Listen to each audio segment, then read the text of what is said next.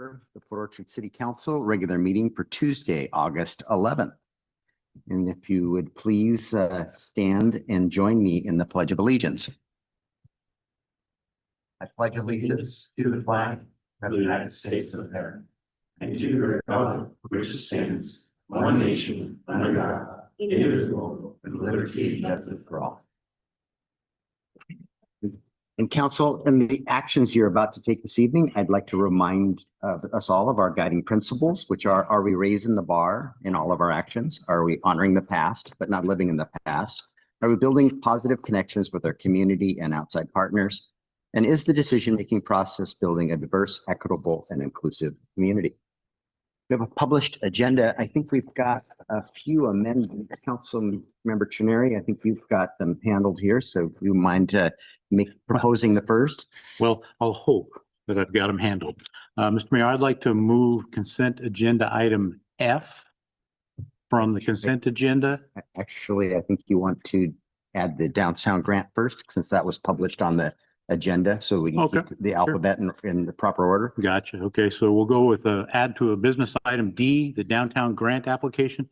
Some of the, this was a late arrival onto the agenda, and we want to just make sure everyone has that proper agenda here at the dais and out in the public. And then I would like to take a consent agenda. So why don't we do those one at a time? So I've got a motion to add a business item D, which was published this afternoon on the agenda system. So Second. Okay, we have a motion and a second to add business item D, approval of a downtown building grant application. All in favor of adding that business item, please say aye. Aye. Is anyone opposed? Hearing none, that business item has been added. Councilmember Trenary, go ahead. Okay, now I'll go again. I'd like to move consent agenda item F to business item E. Second. So that is moving the council meeting work study meeting from July 21st from consent to business. A motion and a second. All in favor, please say aye. Aye. Is there anyone opposed? Hearing none, that has been added. Are there any other proposed amendments to this evening's agenda? Is there a motion to approve the agenda? Councilmember Rosapepe. Mayor, I move to approve the agenda as amended. Second. Motion by Councilmember Rosapepe, a second by Councilmember Dina to approve the agenda as amended. All in favor of approving the agenda, please say aye. Aye. Any opposed? Hearing none, the agenda has been set for this evening. Before we get to our first citizen comment period, we do have a public hearing this evening regarding the McCormick Urban Village Open Space Mitigation Development Agreement. If you're here to speak on that, please don't speak in public comment. We want to hear your remarks during the public hearing portion of the meeting. So now we are at our citizen comment period. Citizens are allowed 3 minutes to address the council, and please be mindful of the timer. It will flash red when your time is up. Hi, I'm Tawny Cowan, founder of Port Orchard Politics Facebook group and a journalist, but tonight I'm just here as a citizen. Ms. Mitchell, I'd love to welcome you to City Council. And I think that I've read your resume and I think that you have a lot of good ideas. And so I watched your interview and I liked listening to some of the things that you said. The rest of what I'm about to say doesn't really apply to you. Mr. Trenary, on June 16th at the executive session that you guys have waived privilege on, when you brought up the punishment of resignation before Heidi even got into the room, Councilmember Dedman started breaking Robert's Rules of Order, but getting upset because she thought that the law was broken. At that point right then, the law was being broken. We need it in front of a judge. And that's where I stand on that. It's a criminal aspect because it's a misdemeanor. So I've asked the community to reach out to have that prosecuted. That does not solve what you guys have done. It does not solve that question of whether or not that move was legal. My second thing on this is that I would like to have something happen to City Attorney Archer because she keeps breaking Robert's Rules of Order in these open public meetings, and I'm watching her do it, and nobody's calling her on it. And I don't understand.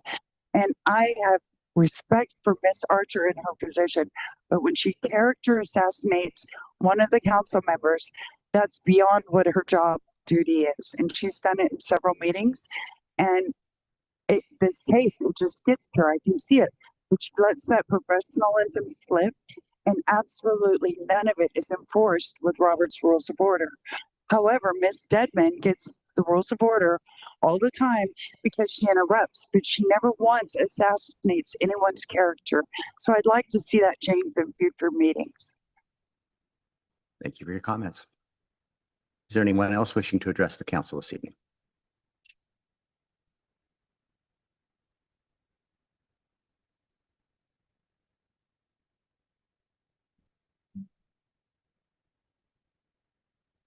My name is Heidi Fenton, and I'm standing before you as the rightful holder of City Council Position 5. I know you all want to point to that letter from outside council and say, Heidi, but it says you resigned. But I will repeat, and I did not resign. I never intended to resign. Behind those closed doors, I repeated it again and again. No, I will not resign, but you wouldn't take no for an answer. That meeting should have ended right then and there. Actually, that meeting should have ended as soon as you all started deliberating on asking me to resign, all without due process. And why? To steal my seat. My so-called oral resignation was orchestrated even before I walked into that closed door meeting. The very next morning, I sent an email clarifying that I had not resigned, and yet you still notified the public of my resignation and issued a public statement defaming my name. Why? To steal my seat and steal the people of Port Orchard's vote. In my opinion, this is official misconduct. The people deserve better. They deserve a transparent government that elected officials chosen by the people are not by the 5 councilmen who took it upon themselves to vacate my seat. We need justice and to stop this corruption and to restore the people's vote. Thank you. Thank you for your comment. Is there anyone else wishing to address the council this evening?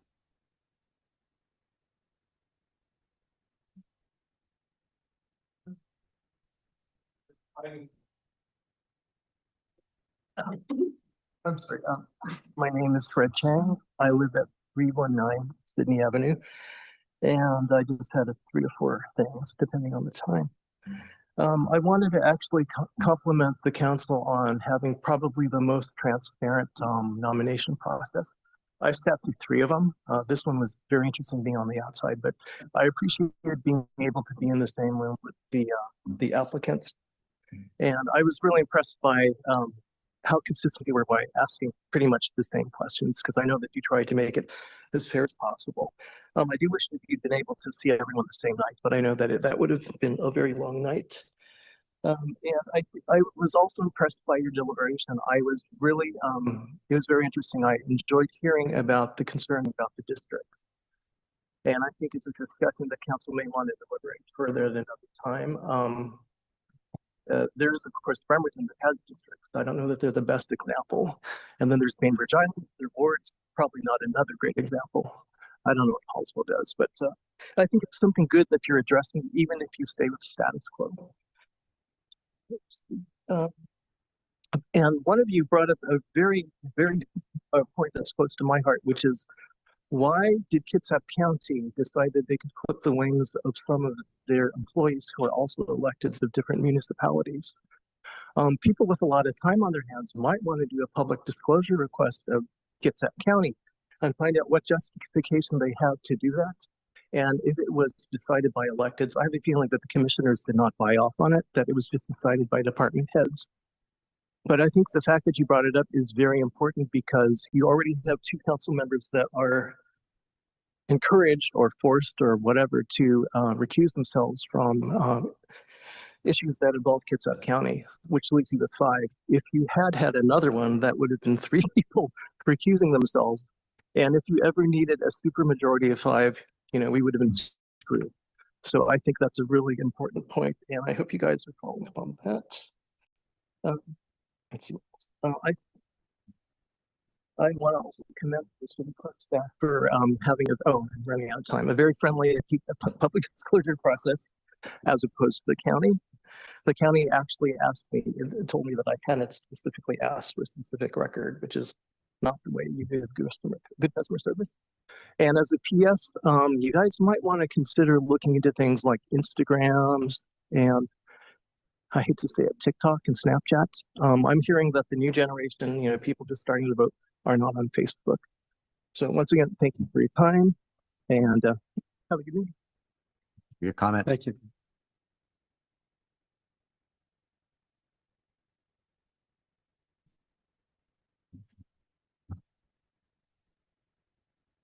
My name is Adam Knutson. Good evening, Mayor and Council members.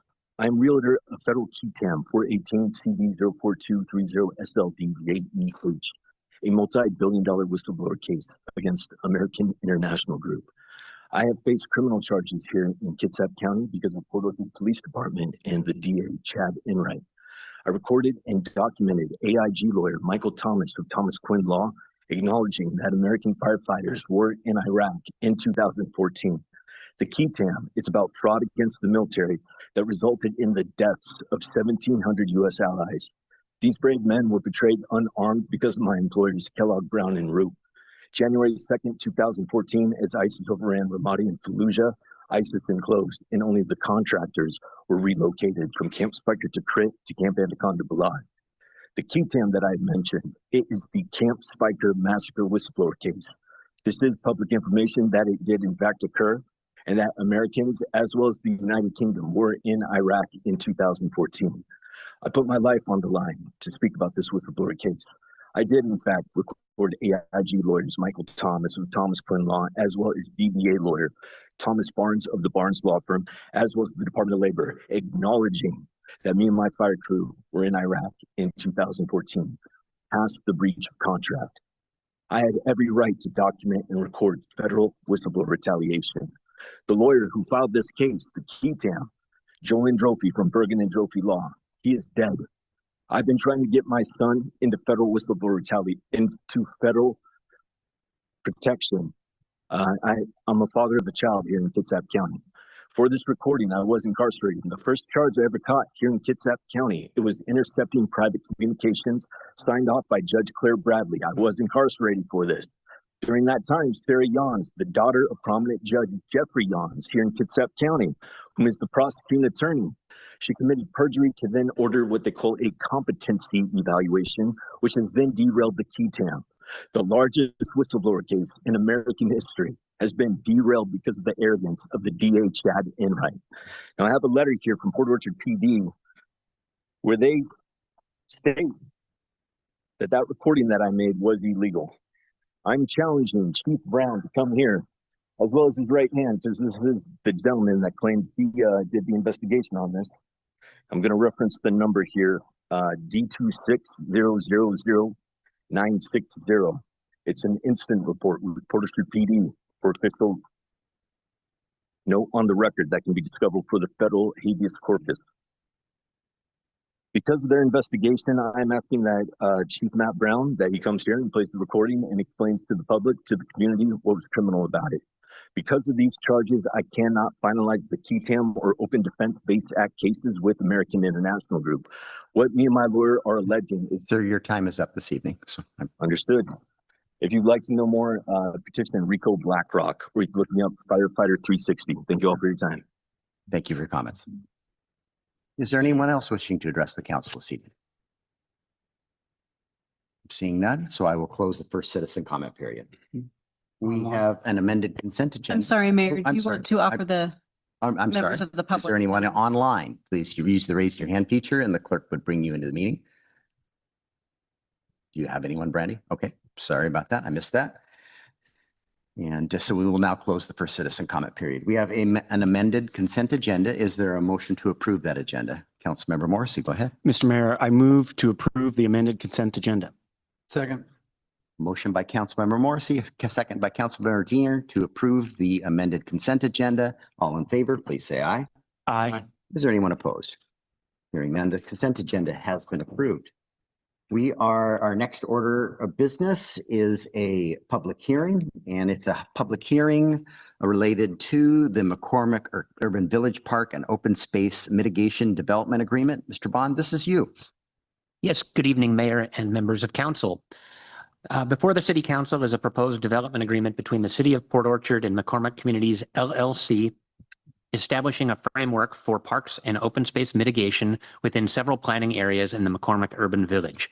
The agreement would authorize a waiver from planning area level recreation and open space requirements in exchange for McCormick constructing a new regional park in planning area F, implementing enhanced reforestation across designated planning areas, and completing re-landscaping improvements to 2 open space tracks in the Eldon Trails neighborhood. The agreement is intended to support a coordinated regional approach to parks and open space by leveraging amenities already provided in the McCormick Urban Village. It maintains underlying zoning, density standards, and park impact fee obligations while establishing clear standards for design, permitting, and maintenance of the required mitigation improvements. Additionally, the agreement outlines timing, responsibilities, and conveyance requirements to ensure long-term maintenance of park facilities through the homeowners association where applicable. The applicant, McCormick Communities LLC, submitted a development agreement application on June 11, 2026, and the application was processed consistent with the procedures and standards contained in the municipal code, as well as the applicable provisions of state law. The proposed agreement reflects the outcomes of the review process and incorporates the provisions necessary to ensure compliance and enforceability and alignment with the city's adopted plans and regulations. Taken together, the agreement provides clarity and predictability for both the city and the developer regarding park and open space obligations within the McCormick Urban Village. It formalizes a mechanism for implementing improvements that supplement existing regional systems, reduce fragmentation of open space facilities, and enhance the overall functionality and usability of parks and trails serving current and future residents. This agreement was reviewed under SEPA and a DNS was issued. There are several comments that were received under the SEPA comment period that were in your packet. And this public hearing was noticed in accordance with the municipal code on August 11th.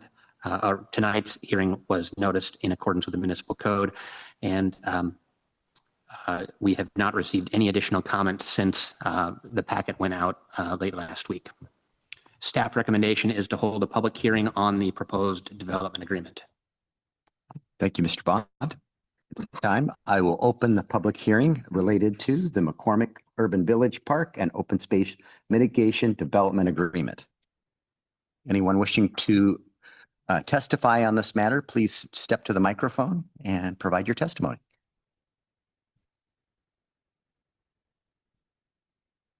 Good evening. My name is Steve Lambert. I'm a resident of McCormick Woods. I'd actually like some clarification. From what I've understood, the debate was either have multiple smaller parks or larger regional parks. Is that a correct evaluation? So we normally just take testimony. Would you like me to?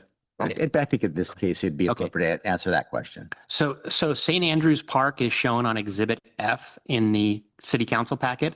That park was part of the original McCormick Woods master plan. However, it is not currently a requirement associated with any of the 6 remaining phases. It was intended to be developed within McCormick Woods. The agreement is ensuring that that happens, and it is happening with more amenities than what were originally envisioned.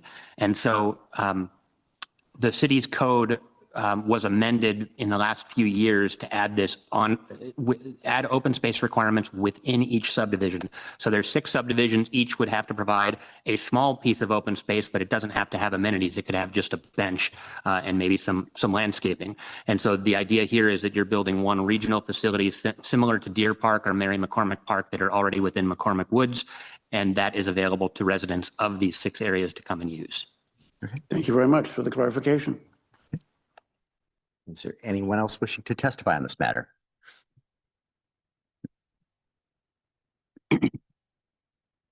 Hi, I'm Catherine Ander. I live in McCormick Trails.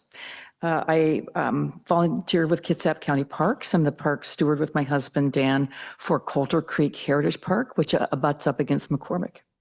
So my public comment and request is that there are 2 parcels that are currently undeveloped land that abut up against the park. And if there's any way to request this, that McCormick include this as part of the trails and open spaces and adding to regional parks for as an amenity. These 2 parcels have roads and trails that go directly into the park. There's almost, you can't even tell where the park boundary starts unless you see the sign. So it's contiguous. They're already there. They're simply undeveloped pieces of property. Those 2 parcels are 5706-000-279. 4 O's. And then the second one is 5706-000-280 and 0007. So I have talked with Parks and I've also talked with the McCormick property folks. And right now Coulter Creek is undergoing a development plan. So there's not any way for the park to request this in specifically of McCormick. But I wanted to put on public record that this would be a fabulous way to meet the goals of McCormick as well as our Kitsap County public and continue with the fabulous trails we have for all. All right. Thank you. Thank you for your testimony. Thank you. Is there anyone else wishing to testify on this matter? And if you're online and wish to testify, use the raise your hand feature, please. Is there one? Okay. Bring them into the meeting then. You could identify yourself to the record when the clerk brings you in. Hello, Mayor and Council. This is Wayne Wright. I live in McCormick Woods in Eldon Trails. I just wanted to make sure that a couple things are pointed out. I went back and reviewed the Parks Plan from 2022, 2023, and the HOA amenities are fairly well documented, but they are not well described as privately maintained and privately operated for the community of McCormick Woods residents and their just specific guests. The Parks Plan is not well laid out to define that difference, and we want to make absolutely sure that the public understands that anything that happens in McCormick Woods communities is for the McCormick Woods community residents. I speak on behalf of pretty much everybody that I know out here that's how we feel about it. If the trail connects to anything else that's not McCormick Woods communities, we don't have parking, we don't have enforcement, we don't have the ability to maintain or the money to maintain things that are not ours. Mr. Bond mentioned that there's the HOA a couple times in his opening statement, but the HOA itself has not been privy to any of the discussions and negotiations in this agreement. So I want to make sure everybody understands on the city council that whatever the developer does with these parks and these trails and these amenities, all portions of it become the responsibility of the HOA. The HOA has to maintain it, pay for it. Our dues go to that. It is not a public amenity, and it needs to be very clearly defined in all public documents and all public documents that discuss this agreement going forward. So I just wanted to make these points very clear, make it very obvious and understanding of where we're at. We want a good, vibrant community, but if we connect to the Coulter Creek Trail, we're going to see a major influx of people using our parking areas to access that Coulter Creek Trail, which we're not prepared to accommodate. So thank you for listening to me. I appreciate the opportunity to comment. Thank you. Thank you for your testimony. Is there anyone else wishing to testify on this matter? Brandy has another one.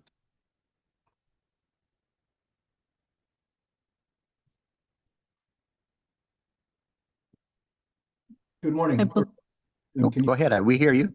Please identify yourself for the record.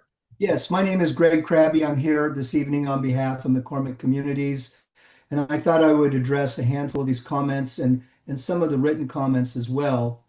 In regards to Wayne Wright's concerns, it is our intention that these parks all would be private. I believe that that's spelled out clearly in the development agreement before council this evening. So there's no issue there, at least with this agreement. In one of the written comments, there was concerns about how the St. Andrews Park would be enhanced and that the specifics were not mentioned in the development agreement, but in fact they are. The original obligation for the St. Andrews Park was very vague, as Mr. Wright points out. In this new agreement, it's very specific. We will be providing pickleball courts, a covered picnic area, play equipment for different age groups, and a parking area. In addition, a dog walking area and a large green space. So this park is going to be a nice regional park. What we have found is that the regional parks with parking get used by the community more than the smaller parks. Now, what I'd also like to point out is that we are not waiving our obligation to provide open space. We will still be meeting the minimum open space requirements in the new preliminary plats. So people riding their bikes through the area can still pull over and find green spaces that they can enjoy. We just won't be activating those spaces as active open spaces. So we won't be adding benches, etc. And in none of those cases would we have added play equipment or sports courts. So I think overall the community is going to benefit by having this enhanced regional park. In addition to the regional park enhancement, we will be implementing a reforestation plan in the remaining development areas in McCormick Woods. Instead of the single tree obligation, builders will be obligated to plant a second tree, and that tree planting schedule includes larger coniferous trees. So, the hope would be that over time, much of the forest, or as much forest as can be expected for these types of development, would resume. I can't speak to the other comment regarding parcels being, dedicated for access to Coulter Creek. Nobody has spoken to me about that, so I don't know exactly where these parcels are. If that person wants to talk to me, they're welcome to contact me. That's all I have. Mr. Bond can get you that contact. Okay. Is there anyone else wishing to testify on this matter? See no other hands raised. I don't see anybody rushing the podium. So I will close the public hearing.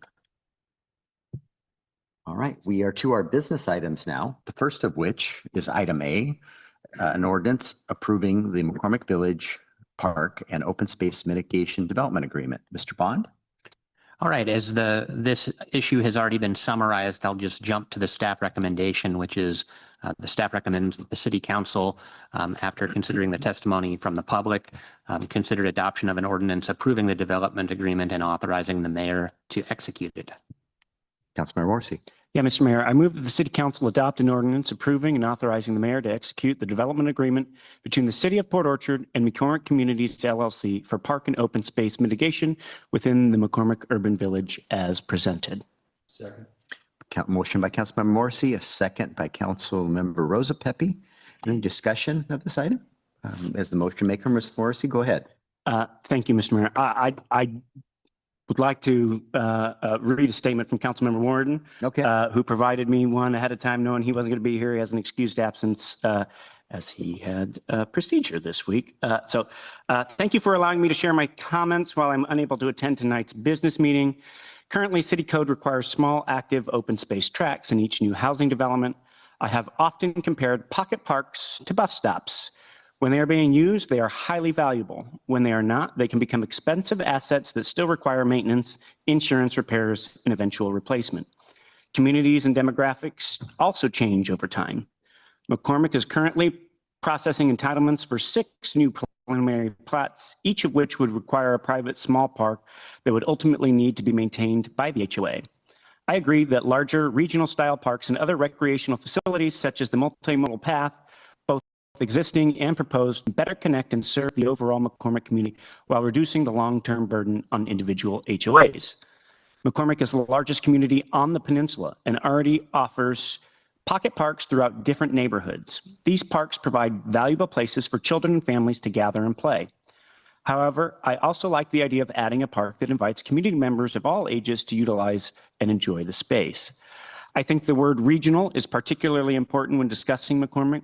This is about bringing several different neighborhoods together and providing a recreational amenity that serves the broader community. The McCormick Master Plan has always been about providing as many positive community features as possible, and I believe this park accomplishes that by creating a space intended for everyone. I would also like to make a request that I have discussed with a couple of other council members.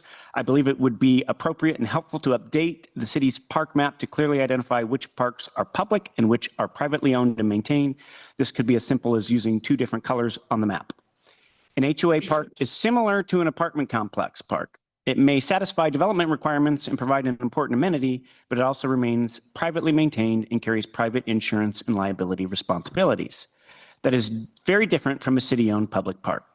For example, McCormick Village Park, which includes the splash pad, is a city park and is open to the public. Residents throughout Port Orchard should know that they are welcome to use it. I've heard from many people outside the west side of the city who mistakenly believe that park is private. A clearly identified map distinguishing public parks from private HOA parks would be a simple improvement that could eliminate that confusion and help residents better understand the recreational opportunities available throughout our city. Thank you for allowing me to provide my comments. Councilmember Dedman. So I guess just to clarify, because a lot of people felt like they have to make assumptions. Councilmember Dedman, is your microphone on? There we go. All right. Thank you. Just because it sounds like a lot of people were saying we're making this assumption. So if we could get clarity as to, I guess, who will own and pay for this park would be good for the public to hear. I guess Director Bond, if you can answer that. Yeah, this St. Andrews Park is going to be a private HOA-owned park. And that's what the agreement that you're voting on says. Councilmember Diener? So I too was thinking about updating our maps just to make it more clear. And also I think when we have future discussions about communities, it would be nice to note whether it's a McCormick community or the community at large. So I think that confuses people a little bit too. Those are my comments. I look forward to a final product. It looks like a great park. And we, as you know, we just launched our new website and there's a whole lot of changes coming to that. And that very well could be a future change that we implement as we continue to improve our website. Go ahead, Councilmember. Thank you, Mayor. I am very happy to be here, and my first comments as a city councilor will be regarding something in my neighborhood. I personally am very excited about this. One of the things that I did want to make sure that was brought up this evening, and I'm happy that Director Bond and the other speaker in the public hearing brought up, was just basically all the concerns that had been raised by some residents within the McCormick Woods area.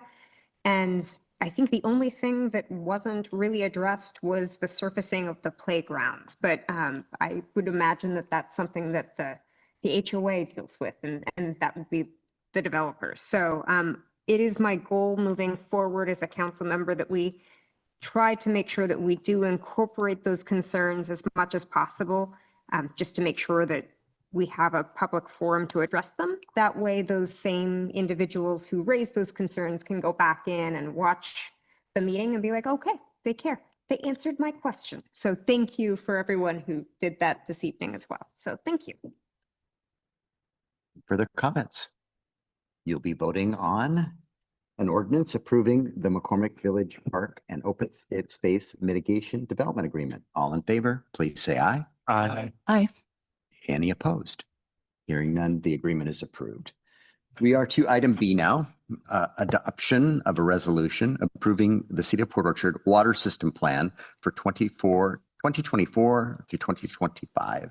Mr. Ryan, this is you. Thank you. Good evening, Mayor and council members. The city has completed an updated water system plan that incorporates the work from the 2022 interim plan update and the subsequent reviews conducted by the Department of Health and Department of Ecology. This update brings our water system planning, demand forecasting, water rights documentation, and capital project planning into full alignment with current state's requirements and city's projected growth through 2042. Ecology identified no concerns, and Department of Health approval will occur once the city formally adopts the plan. We did have a letter of intent for Department of Health adoption. This is a housekeeping item that just needed to come, it was approved last year. We're just formalizing it with council approval. And just to point out too, that it does say the 2022 interim plan update. Department of Health was significantly delayed in review of these through COVID. So this was not finalized until 2024 and 2025. The updated plan evaluates our current and future water supply, storage, distribution capacity. It outlines the improvements needed to maintain reliable service as Port Orchard continues to grow. It also consolidates updated demand data, hydraulic modeling, conservation requirements, and long-term capital projects need in one comprehensive planning document. Approval is required for regulatory compliance and for the city to remain eligible for grants, loans, and other funding sources that support water system infrastructure. And I'm happy to answer any questions. And I did want to remind you that it's the 2022 plan update. The clock starts ticking. It's an every 6-year occurrence. Department of Health did not reset the clock, even though they were delayed because of COVID. So this is something that will become very new again in the next biennium. So. Councilmember Rose Pepe. Mayor, I move to adopt a resolution.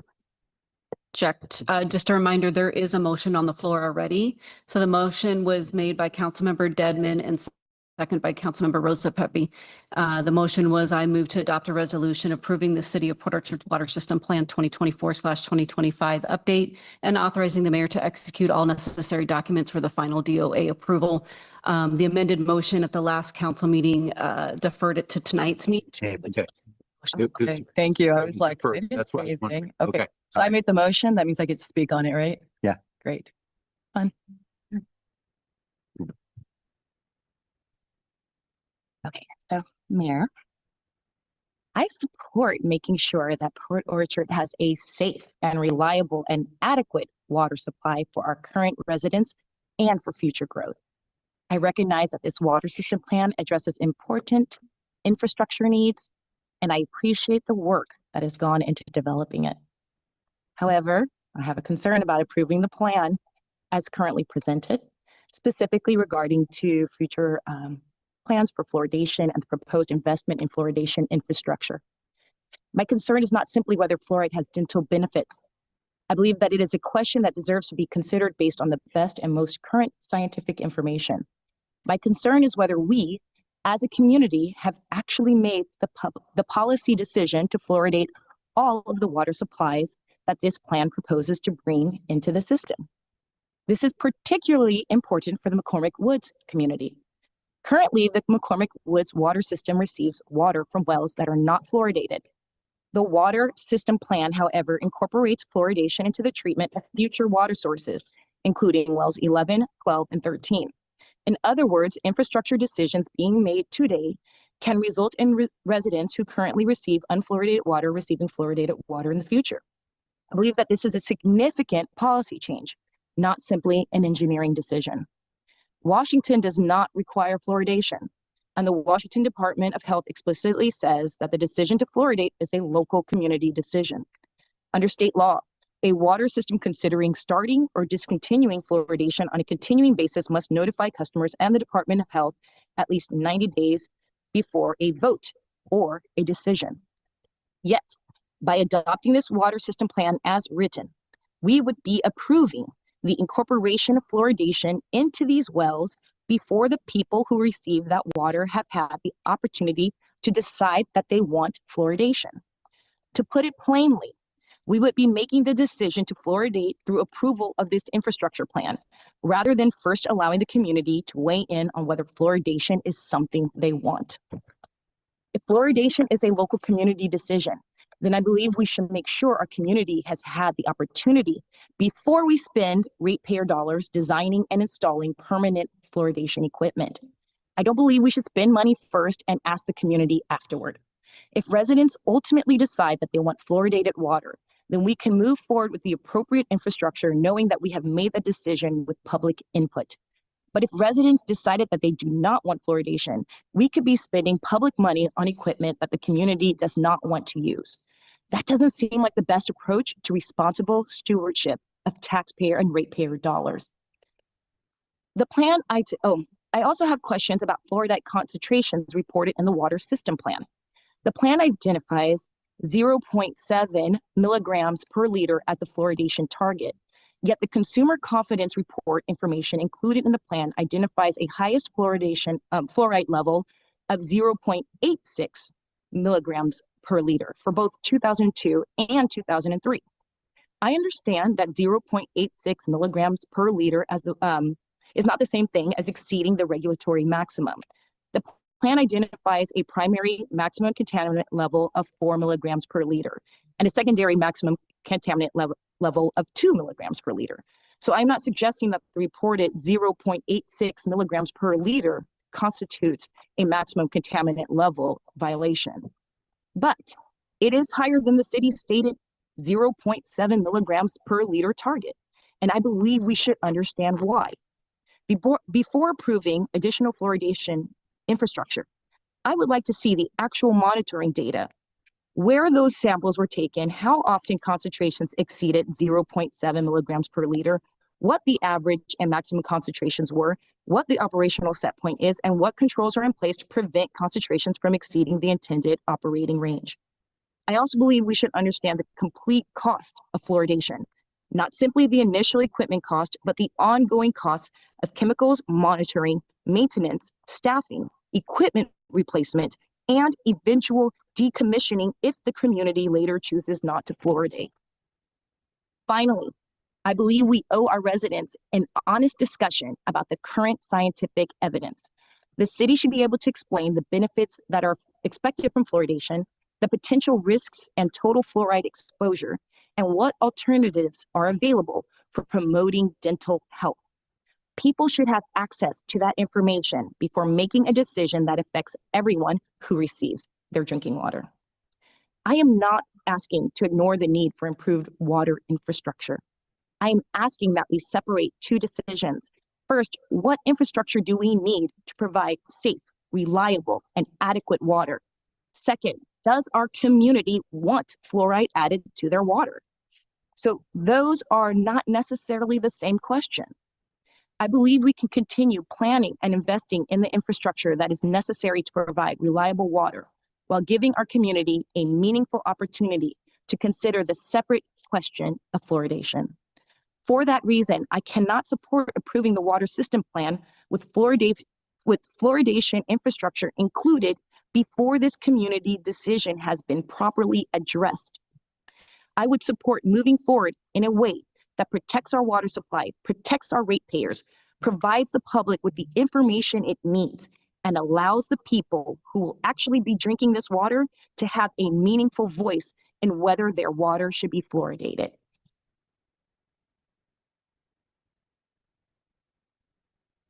Correct. I do want to clarify, because this plan is so old and it took several years for Department of Health to approve it. The city has all infrastructure, so there's no additional cost if the city made the policy decision to fluoridate additional.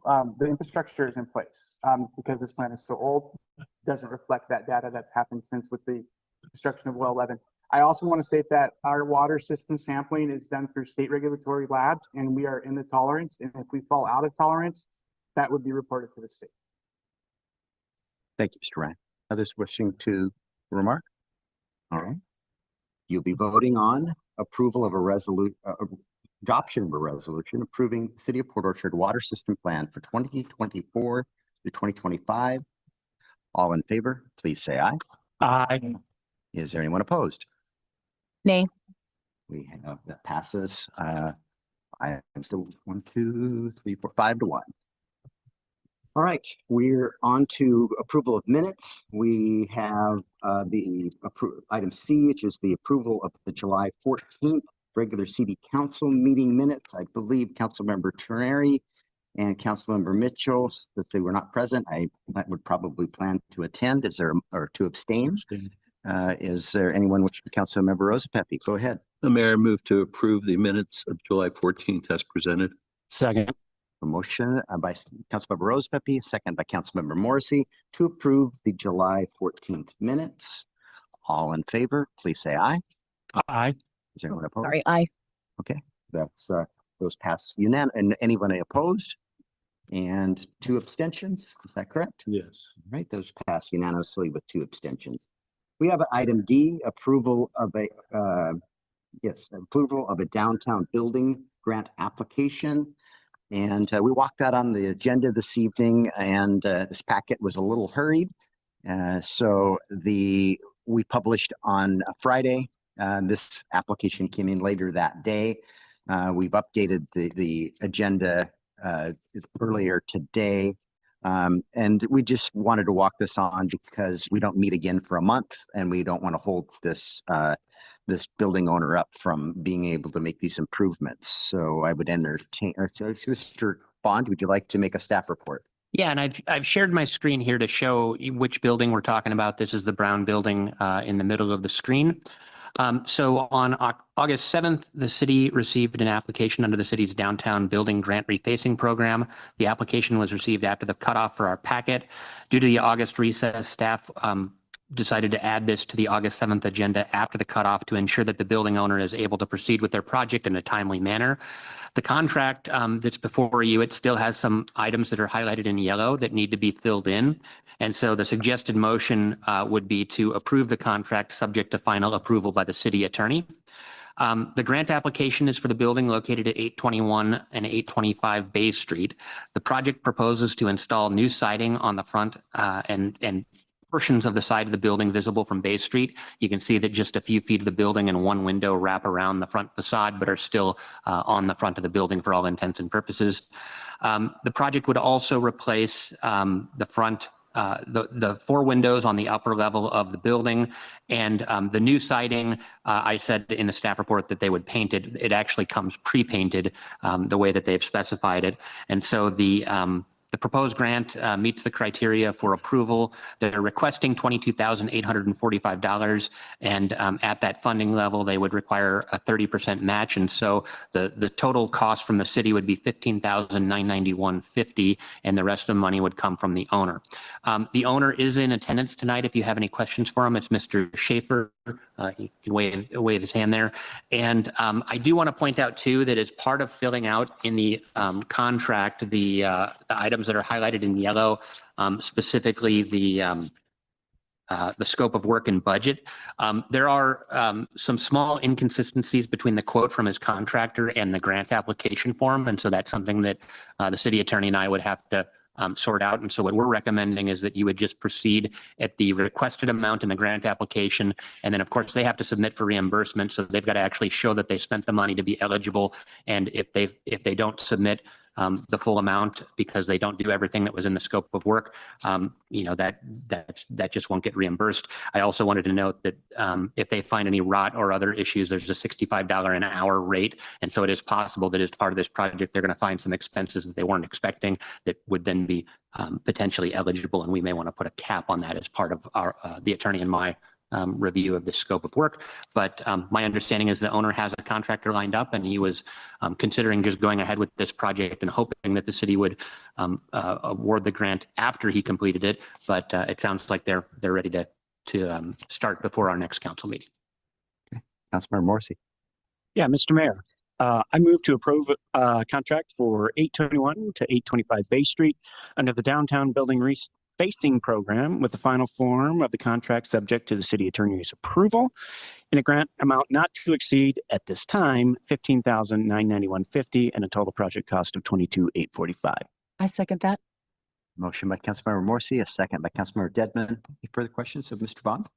Go ahead. I don't think I have a lot of questions for Mr. Bond. I would like to see it future iterations.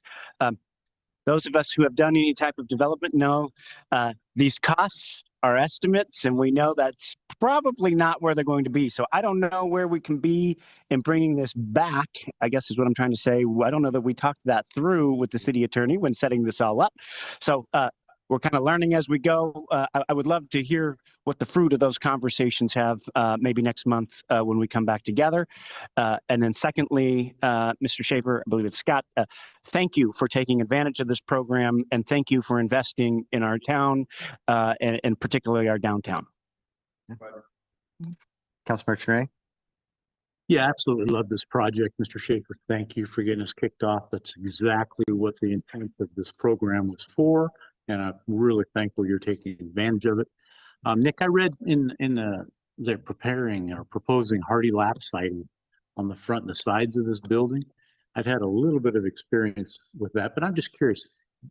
It's very durable. I know that from experience, but does it meet our building code requirements? It certainly meets the building code requirements. There's some question about our architectural design standards. Our design standards talk about architectural concrete is an allowed material on the bottom portion of the front facade.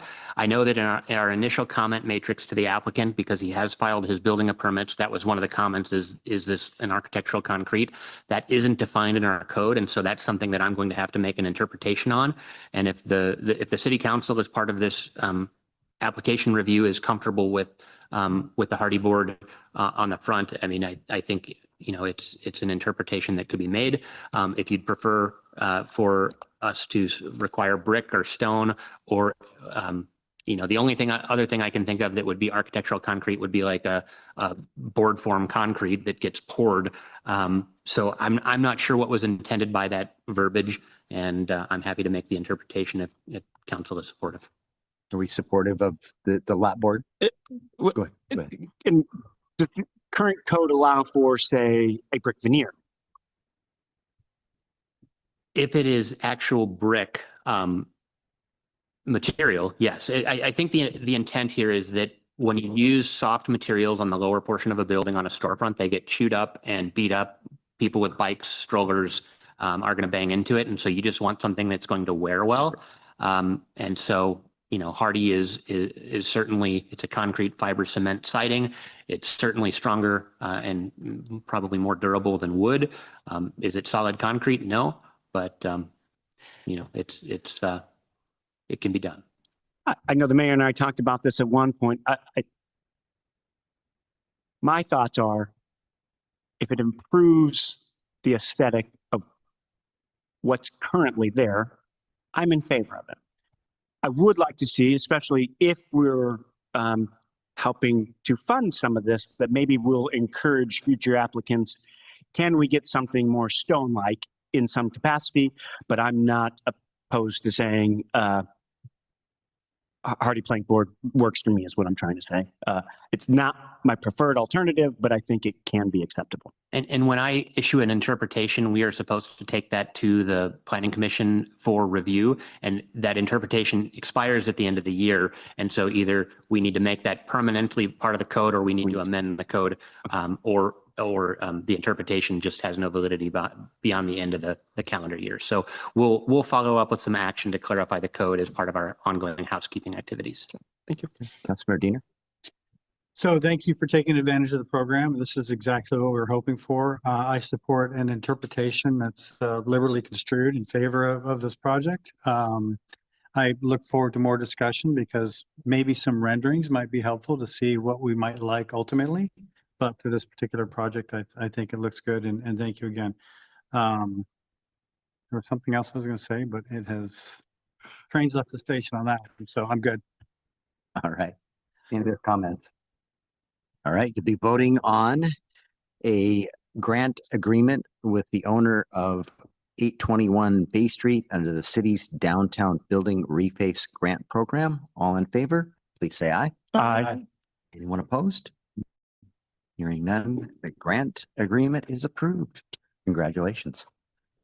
All right, we're to our last business item, approval of the July 21st work study minutes. And Councilmember Mitchell is likely going to recuse herself since she wasn't present. Is there a motion to approve those minutes? Councilmember Morrissey, go ahead. Yeah, Mr. Mayor, I move to approve the City Council work study meeting minutes of July 21st as presented. Second. There's a motion by Councilmember Morrissey, a second by Councilmember Rosapepe to approve the July 21st work study meeting minutes. All in favor, please say aye. Aye. Is there anyone opposed? And there's one abstention. Okay. Oops, sorry, can I ask you a quick question? Yeah.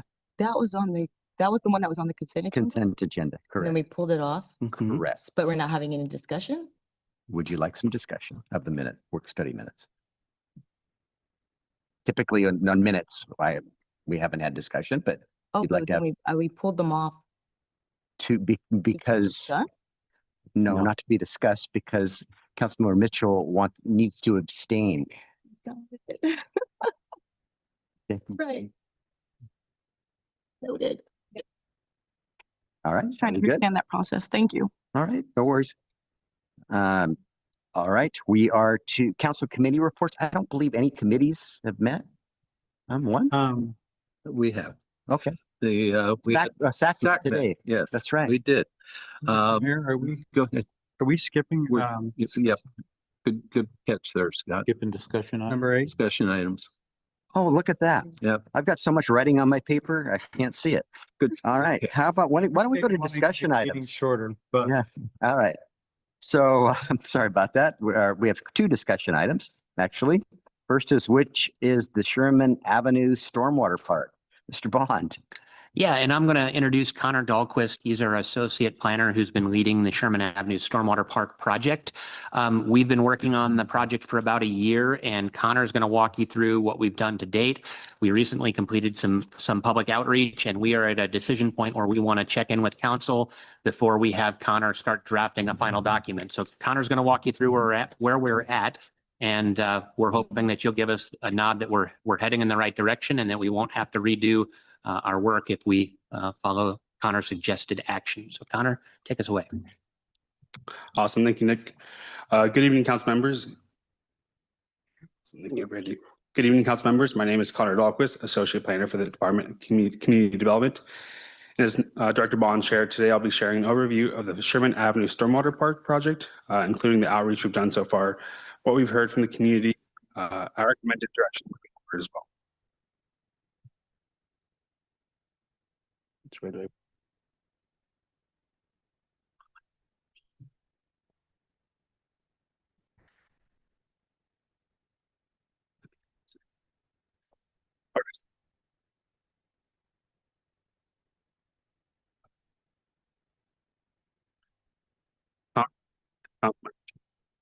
Bond, Director, as well as Principal Planner Jim Fisk, and myself. The steering committee's role is to review public input, feasibility studies, concept plans, and provide direction to the planners assigned to the project. The committee has met 3 times to visit and discuss the site conditions, help form survey questions, and create and adopt the public participation plan, which I'll review later. So for site context, the city purchased the 30-acre property on Sherman Avenue to support a regional stormwater facility, pedestrian improvements, and a future neighborhood park. This site is identified in the PROS plan, or the Parks and Recreation Open Space Plan, as both a resource conservancy area and a neighborhood park. In 2024, we adopted a public participation plan to begin gathering community input for a concept design. So in April 2025, with the help of Public Works clearing portions of the vegetation to navigate the overgrown site, the steering committee visited the site to better understand the environmental conditions, access points, and opportunities for future recreation and conservation elements. Staff and committee members got a better understanding of the steep slopes towards Blackjack Creek, the old fruit trees that residents spoke about, and was able to realize the buildability of the level areas closer to Sherman Avenue. As briefly mentioned earlier, in August 2024, we adopted the public participation plan. This defined our outreach objectives, target audience, methods of engagement, and overall schedule. The plan ensures that the process is inclusive and representative of community perspectives at each stage. The full plan is linked on the project webpage. All right, so our engagement so far, we began in late 2024 with widespread outreach. We delivered 636 door hangers, mailed 852 postcards, and posted around 30 informational posters to local businesses to advertise our first survey.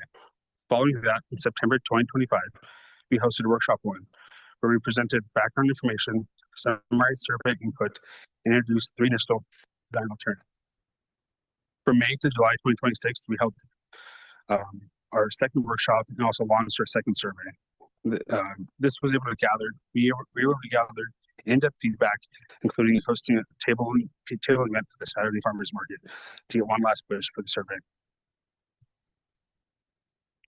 And ongoing, we continue to engage through our project-specific email list, our project webpage, which is live on the website, Summaries of previous outreach efforts are linked there, a timeline of the process, and ongoing social media posts. These tools help us share updates and gather feedback continuously. You can find these all on the city website by searching Sherwin Avenue Stormwater Park in the website search bar. So although the outreach activities are open to the entire public, certain mailers and posters were targeted specifically toward neighborhood residents surrounding the park site to ensure the closest to the project had multiple opportunities to participate. A general guide was sent to Tribute Street, west of Blackjack Creek, and east of Highway 15. Our digital outreach efforts have included a detailed project website, 2 online surveys, multiple social media announcements, and various sign-up opportunities to stay informed and involved through our ongoing email list. These activities have helped us collect a broad range of feedback. So survey 1 back in 2024.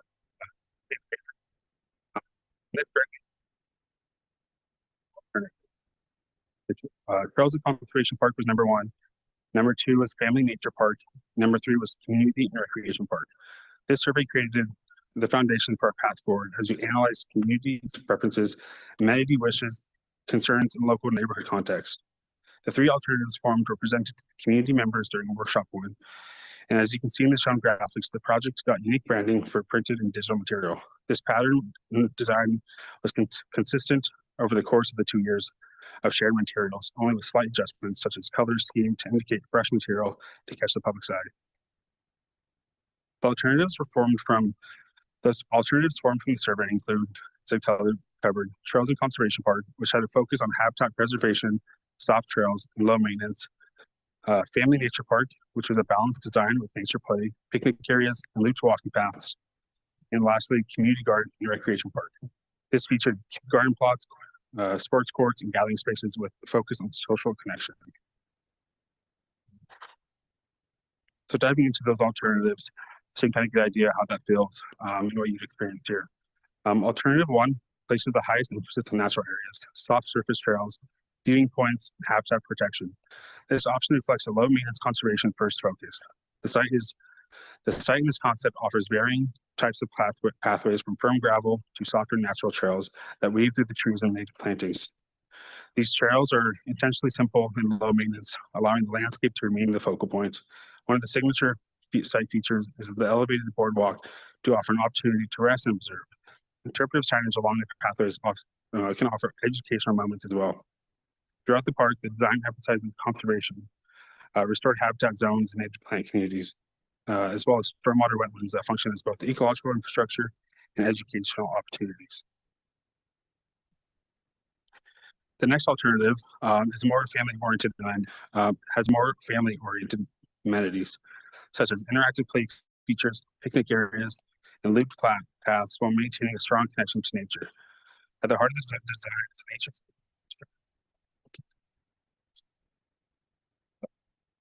Move through the organic structures that feel like part of the landscape rather than something placed on top of it. It's playful but still grounded in nature and the natural character of the site.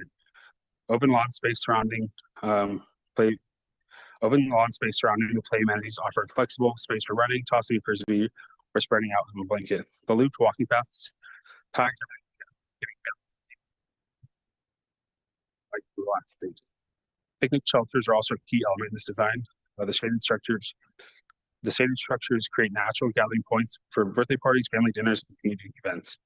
They're positioned to overlook both the playground and surrounding landscape, so adults can relax while still keeping an eye on the activity.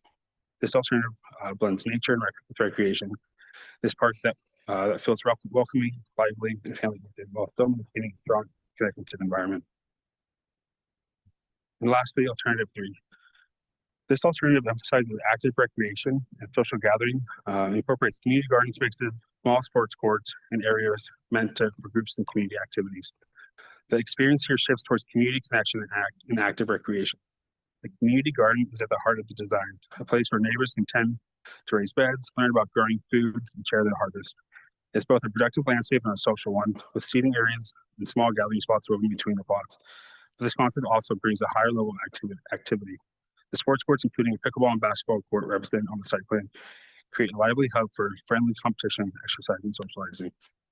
These courts are placed near the open lawn areas and a small frisbee golf pool, giving visitors multiple ways to stay active, whether you're practicing your serve, shooting hoops, or playing more of a casual round of disc golf. Together, the garden and the active spaces create a dynamic environment, part of community hub, part wellness space, and part project more in detail. So analyzing what each engagement opportunity provided us. So following the first survey, workshop 1 was hosted September 2025 to present the first looks at these park alternatives that were presented just now. The designs at this stage were much more conceptual than what was just shown. The majority of feedback shared a consensus that the alternatives were on the right track based upon the survey feedback given. Attendees expressed strong preferences for trails and nature conservation spaces. Many favored combining trails with select amenities, habitat preservation, especially near Blackjack Creek, ranked really highly, along with desire for low maintenance features. Concerns for sound, wildlife, pedestrian access, pedestrian accessibility to the park, and costs were shared. There are about a dozen attendees at this workshop. Workshop number 2 was the next step in the engagement process. This was hosted in May of this year, and at this stage, the 3 design alternatives were taken to another level of detail based on previous workshop feedback. Our goals were to confirm whether the designs reflected earlier feedback, identified missing elements, and understood community priorities at a deeper level. In this workshop, community shared verbal and written feedback. Themes included a desire for a blended alternative, strong preference for conservation as before, an interest in amenities for children and community space. And this solidified the themes that staff learned about from the previous workshop. Concerns were also shared again, which included long-term maintenance, encampment safety, and interactions with wildlife. So the second survey was open from end of May until July 12th, 2026. The survey received 44 responses. For alternative 1, the top priorities included soft trails and habitat conservation. For alternative 2, looped walking paths were overwhelmingly favored. And for alternative 3, community spaces, community gardens, social spaces, and small sports courts were ranked the highest. Respondents also identified missing elements such as youth recreation areas beyond what was offered in the Family Nature Park, pathways for bikes, restrooms, and highway sound mitigation. Regarding preferred direction,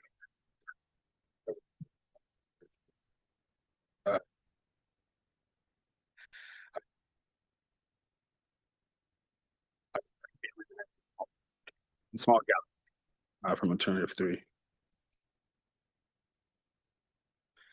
So based on feedback, staff recommends pursuing a hybrid option centered on alternative 1, supplemented with playground areas and community social spaces. This would include a variety of trail types, structured playground, nature play, a community garden space managed with a partner organization, multiple picnic gathering areas as well. Depending on the council recommendation, staff will continue to pursue a final preferred alternative design to then move into the next steps.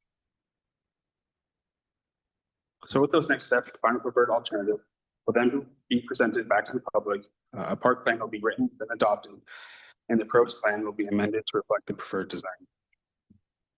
I'll hand it back off to Nick. All right. Thank you, Connor. And I do want to mention that one of the participants in our second workshop, I believe, Dennis, she was with the Public Works Board, and she was trying to figure out which consultant prepared all these graphics and was really impressed to learn that this was all done in-house with Connor's skills. And so we're lucky to have Connor here to prepare these excellent graphics. So tonight we're here to check in to make sure that the preferred alternative that we are proposing to finalize is that the council believes that we have heard community input and that we are on the right track with what we are proposing.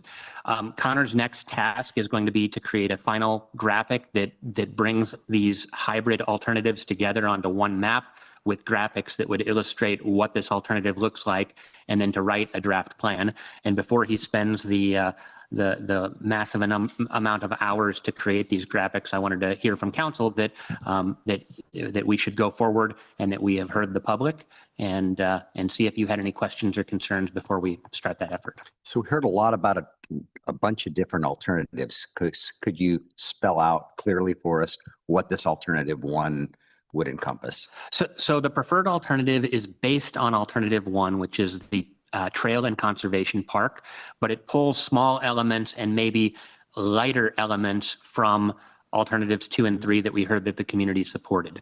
And as Connor mentioned in after workshop number 2, we, in terms of voting, alternative 1 was preferred by 43% of the people, but a very large majority or minority, 34%, wanted some sort of hybrid. And so we think that if we stick with alternative 1, which is trails and conservation, but bring in some of those other elements, we're really hitting a majority of the community's desired facility, but by combining those. And so the preferred alternative slide, Brandy, if you could go back just, I believe 2 slides to preferred alternative. So it would, again, it would be, we would start with a base map from alternative 1. We would add a small playground area. The community garden space is something that a community group came to us several years at the Land Use Committee several years ago, wanting a community garden space.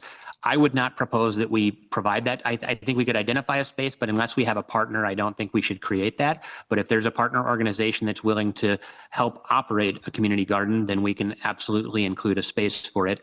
And then I think in addition to the playground areas, there should be some picnic and gathering spaces. And the other aspect of this being a hybrid is maybe there are some hard surface trails, mostly soft surface trails, but some hard surface trails in and around the playground.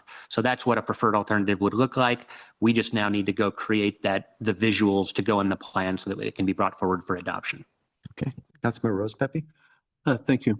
Nick, I want to commend your team on doing the outreach because I know that from the first meeting, Mark and I were both at, it was a little bit sparse, and your outreach got a lot more comments and participation from that area of the community, which I think is imperative to moving forward.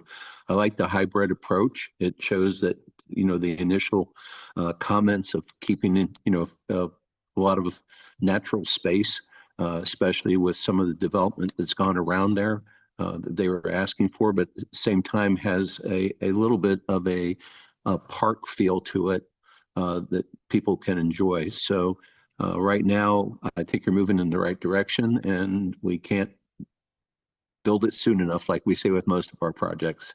And I'll let Mark kind of weigh in because it's part of his neighborhood to a certain degree when he wants to give his comments. Thank you. We'll get to Mr. Tamari. I know. Councilmember Diener, go ahead. Okay, well, one of the first questions I had was who put this presentation together, and I was wondering if it had some external support. So great job, staff. I'm going to talk about a couple things. With respect to active recreation, I think we have other parks in the city that are primed for that. I think of the Paul Powers Park and some of these other parks that we have simply that are underutilized. And so I personally am not necessarily a favor of a park that's dedicated to active recreational use. And I think that also came out in the surveys. I wanted to talk about maybe including a larger pavilion at the entrance to this. And here's why. About 15, 16 years ago, I was part of Mom's Club. And that's when I had some young children, and MOM stands for Mothers Offering Mothers Support. And so it was a club that I developed a lot of great friendships with. We all had kids about the same age.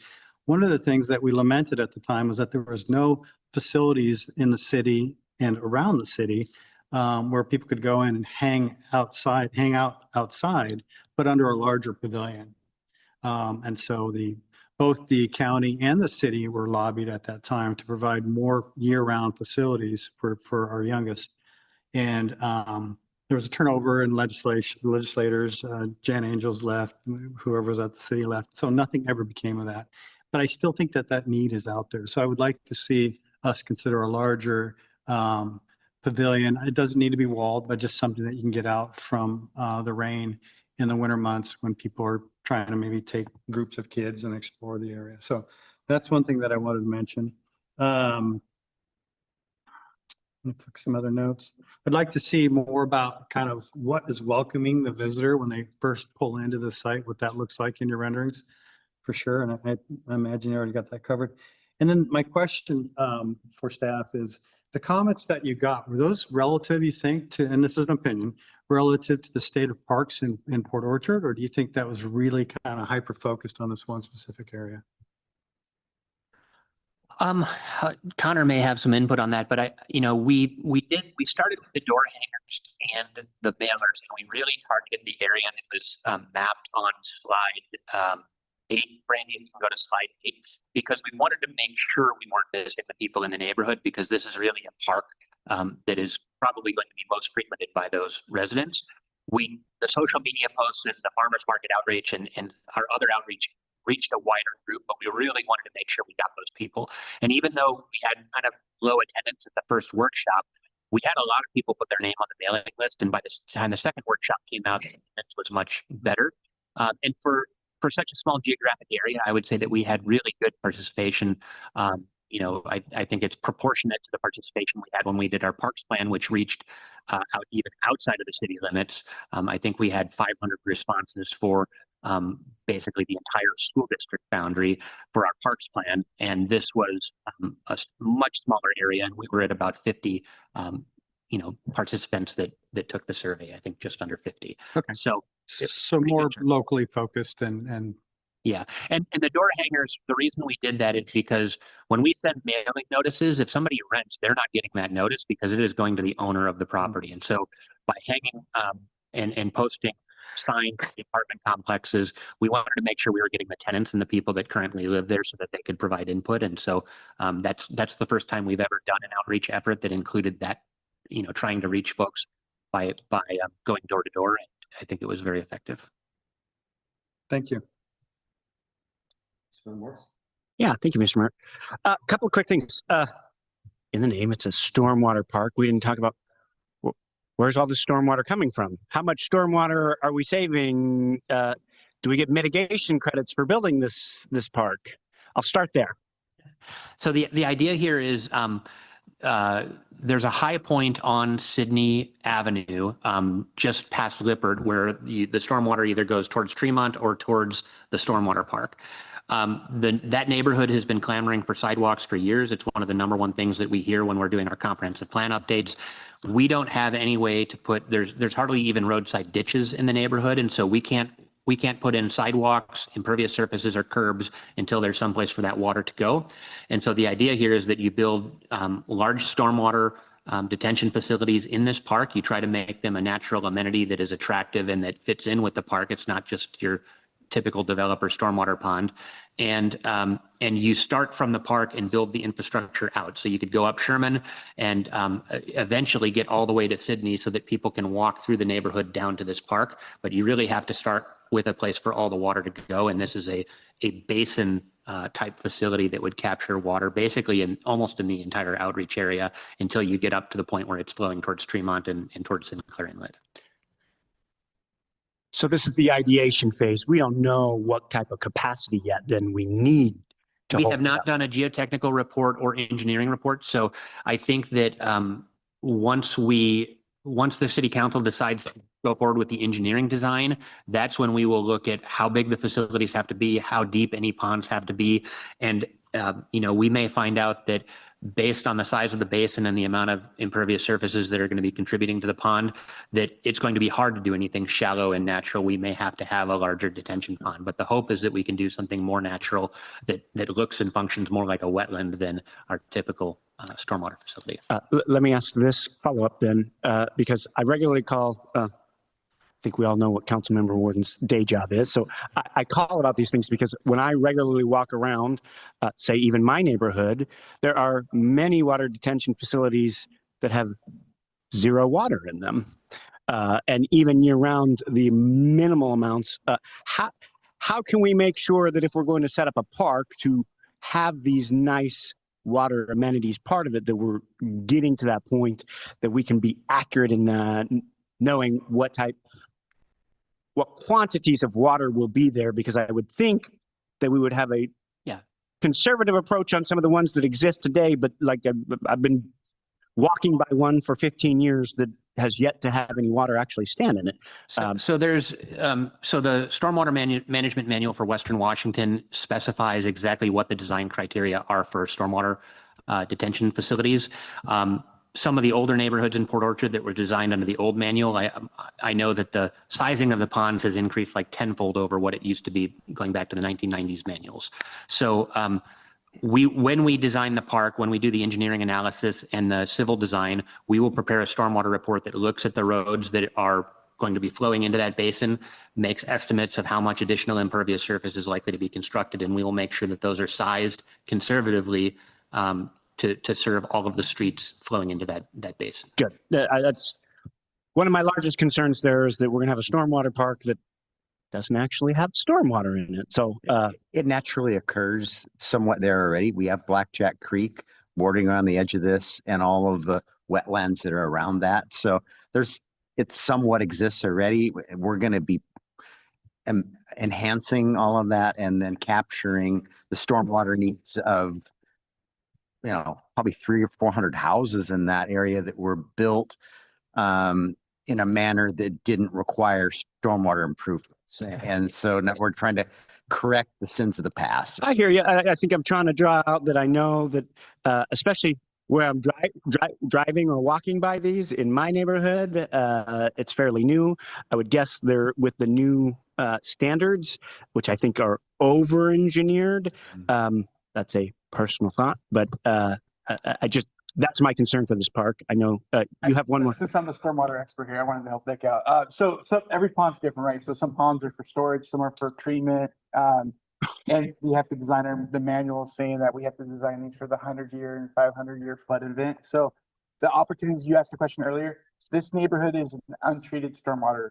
None of the stormwater, because it's so old, is treated. So we will get credit for our stormwater permit because it isn't an identified catchment for our permit. So I just want to point that out. And then we also are working on a grant application that's part of our stormwater management action plan that our consultant's working on.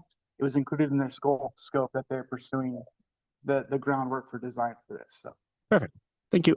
And I think my last comments are around just kind of our presentation. And I don't want to go against what the folks of Port Orchard are asking for. I will say this feels very Zen garden in its appearance tonight. I don't know that will take that feeling once developed. Being adjacent to Highway 16, I don't think I'm going to get a ton of zen with all that traffic noise in the background, but I don't know if there's any type of design that can help mitigate that as we move forward. I would bring that up, and I want to leave with, I very desperately would love to see, and I hear you loud and clear, Director Bond, around the gardens, but I think public gardens and urban gardens like that in our community are desperately needed. I would wholeheartedly support that. I also hear that we want a partner. I don't disagree with that statement. I think we can find one. I don't know if it's the Master Gardeners or someone local past that yet, but I came across something in Tacoma that I helped bring to a group in Bremerton, the Tacoma Urban Gardens, that they brought the bug to Bremerton. I'd love to see a POPS, a Port Orchard Planting Spaces, maybe come to fruition at some point, but what's up? No pug. No pug, because the O doesn't come out in that, so it didn't work for me. I came up with a POPS, but it's something I thought about for several years now, and I want to encourage that in the design. Thank you. Okay. Councilor Chang, you want to bite of the apple here? Well, I'll weigh in a little bit. Yeah, I've been a participant in this process from day one. Connor, you've done a great job with this. He had people who are not tech savvy at all taking QR codes with pictures with their phones and actually answering questions on their phones within a very short time. We had a great gathering of people come out, participants come out. Of course, we would love to see more, but we had a lot of people that came out to both meetings, both presentations, and they're very passionate about wanting this to stay natural, wildlife friendly as they can, but they would appreciate some additional features, some more nature type paths down around Blackjack Creek. You guys hit it, Connor, you hit the survey on the head with your presentation tonight. That's what that community wants. That's been an underserved community since those houses went in there many years ago. And Paul Powers Park, although it's there, and I walked my kids there years ago when they were small, very small park, and is far away quite from this particular section of the neighborhoods. So I do think this is something that we can outreach to the community, and they told us what they're wanting there, and I think we should abide by what they're looking for at this park. Myself, there are still a lot of hanging on Blackjack Creek from the KFC down here all the way up the bridge. I had bear here come into my backyard along the creek bed, so there's deer all the time. So preserving a little bit of habitat for them is important to that neighborhood, and it should be important to the citizens of Port Orchard as well. Councilor Dino, you want to buy the apple? Well, I think I know the answer, but detention vaults are not be considered as part of this project. No. Okay, thank you. That's all. All right. Okay, and I've got conflicting information here. So the paper version says we're going to talk about the town hall format, but the online version doesn't. Are we doing that this evening or not? Sorry, man. Correct me if I'm wrong. We have a town hall for September 3rd. Yeah, so we don't have a council meeting before. Right. So I thought that it was still on the agenda. We probably should talk about it. We probably should talk. Yes, we should. Councilor Diener. So I thought the last town hall was an improvement. I think we're marching into a direction that I think we all want to get to, and we got lots of good feedback on that. One of the things that I had advocated before the town hall was that we have displays and something that people could gravitate towards and talk about before the actual town hall got underway with presentations. But I personally was a little disappointed that there was only one or maybe two displays. There was one display that showed roundabout renderings, but there weren't any other displays. And so I think that's really an important part of what people want to see, particularly those that are more visually aligned. So I'd like to reemphasize that, at least for me, it's important that we have these visuals out there and not just limited to one, but perhaps one for every presenter. And they don't necessarily have to be renderings, but they could be talking points. I'm going to push back here. If we've got existing graphics, I don't know, we have capacity to be creating graphics for individual presentations. I just don't have anybody could do it. Well, so what I was going to say, or I was saying, is that some of these might just be blowing up the talking points a little bit and showing those so that people can kind of read what they're going to hear later, maybe worded on paper a little differently than what they hear later on, so that they have maybe more of a context. But for me, it was important to see that people could wander around and get engaged in some graphics or just some displays before the meeting got underway, but we really didn't have that. So it's my 2 cents. Any thoughts, Councilman Rosebeck?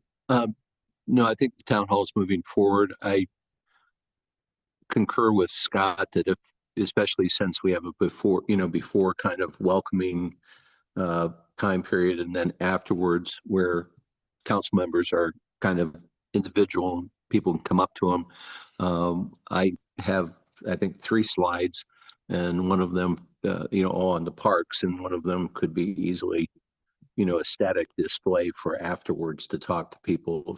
So I think it would be up to the council member who has that topic to see if they want to have something static display afterwards, to contact whomever, whether it be Brandy or Megan, and say, could I have this display? My main focus tonight to continue this discussion was we have one new council member who may not realize the town hall is coming and would need a topic. And just to have a review of topics and who had what. I'm still good with my topic of comp plan and parks, but I'm not sure everybody else would want the topic that they had, but that's me. Okay, Councilmember Morrissey. Yeah, so my 2 quick things. I think I recall that as well. If you wanted one, you could ask for one last time for a display. I would advocate for that. I don't know that I would have one. I would also advocate now realizing, well, I think I knew it, but not realizing, we don't have another meeting before then. I think it would be easiest, and I would throw out there, unless somebody really has opinions otherwise, that we kind of keep the look and feel the same as it was with same topics. I would say that if we needed to, that does feel very transitory, and maybe we could find a way to do that outside of here. But so I would advocate to leave it largely the same this go around. But so why don't I take as a starting point and email back out the list of topics that the individual council members, and then if you're wanting something different, then reach out and we'll work through that process. And I'll work with Councilmember Mitchell to get her a topic. Can I add one more thing? If that's the way you're going to go, and there is We'll start somebody there. well, but no, but if somebody has consternation and wants off their topic, to keep things easier, I would horse trade just to keep things easy. So all right, I'll keep mine. okay, all right. Did you have a comment, Councilmember Dev? Yeah, sorry, this is a little bit late because I realized I should mention it. I was looking at Talk About Graphics, and I was looking at the website. The Stormwater Park, I wasn't seeing it on the larger map. So you know how it says like it has even the Givens Playfield improvements, it has that on the on that map, but I wasn't seeing the Stormwater Park. Yes. We just met Megan in the clerk's office. We are working on updating all that information. Okay, It's awesome. been down for a while, so there's a lot of work, but that's one of Awesome. the things we identified. Just as another statement about that, sorry, now that I'm on that, I think maybe that's something we have to talk, land use, we haven't met, like all of our committees haven't met. I mean, I guess we met, but there are so many parks right now. So we have like the Givens we're talking about, stormwater, and I guess the community center is going to be like under the parks purview, that having people understand how many projects are under like parks would probably be a good idea. And I'm not kind of seeing that like on the website. Like that's not obvious to me that there's like all of these things that are related to parks. And I know that there was an email that went out, I want to say like a month ago, that talked about how we're going to be expecting to like ask for a levy, like a parks levy. And so this would give people a better sense of why that would be happening, like what costs we're incurring under parks. Because that's not obvious to me if I'm looking at, like anything. Okay, so back to the town hall. Sorry, thanks. I'll start with have the clerk email what we did last time, and I'll work with you and look at the topics that are there, and we'll go get it taken care of. So where are we here now? Okay, now we're to council committee reports, and I know that the SAC committee met today, so I'm sure you have a report for us. Thanks, Scott, for keeping us on track. We did. We had a short meeting today where we went through mostly the projects that are occurring at the facility. There's nothing that's outside of out of control or budget. However, their NPDES permit from Department of Ecology is been 37 months since they submitted it. So they're still waiting for a reply from Department of Ecology, and that will drive some of their projects in 2027 should that get done. We also had a discussion that's going to carry on into next month regarding bioloading. Specifically, we have both affluent and solids, and depending on how much affluent they get, it depends on how much solid particulate is in the water, and that is causing some consternation with their permitting. And it's more of the inflow and not the outflow that it's an issue. So the bottom line is things are still moving forward. We're going to meet again October 6th, which is the budget meeting. So ERUs will be a big topic at that point in time with the city, since we're joined at the hip. And that's my report. Thank you. Okay. And I don't believe there are any other committee reports. There are no committees meetings the remainder of this month. And you can see a list of all of the committee dates in September on the agenda. To the mayor's report, I only have one topic, and I learned recently, and I've now scheduled a meeting with myself and the 3 other mayors of the county with the county commissioners. The county commissioners are Scott. Do you want to? I guess I'm just providing information. You're not being proposed to. I'm just being sensitive to your role at the county. The county, as everybody should be aware, the county has significant budget challenges. And one of the tools that they're proposing, the legislature has given them, all of us, the authority to pass 0.1% of 1% sales tax measures for public safety. What I learned is that the county's proposal would be county-wide, including the cities, and it would generate $7.5 million in public safety revenues. But approximately $5 million of that 7.5 is collected from the cities, and we're not getting any of that revenue. So I have serious concerns about that. When I talked to the commissioners individually, or a couple of them, they pointed to the services that the city residents benefit from, which we don't. The county, the sheriff deputies don't patrol our streets. The prosecutor's office, we have a separate contract, and we pay for our prosecution services with the county. The only thing we really would benefit from this is the supporting the Superior Court system, because we already have our own municipal court, which is the equivalent of district court in Kitsap County. So we're convening a meeting here in 2 weeks, approximately 2 weeks, the mayors and I, and to talk to the county about this. I know it's not realistic so we are allowed to pass our own 0.1% of 1% measure councilmatically. But that would layer that tax on top of the county's tax, and the residents of the city would pay 0.2% of a percent. Now, 0.1% of a percent in the city of Port Orchard is nearly $1 million. We do have our own. I mean, we'd like more police officers. We have significant costs to our public defense contract coming next year, nearly doubling it due to this recent Supreme Court decision.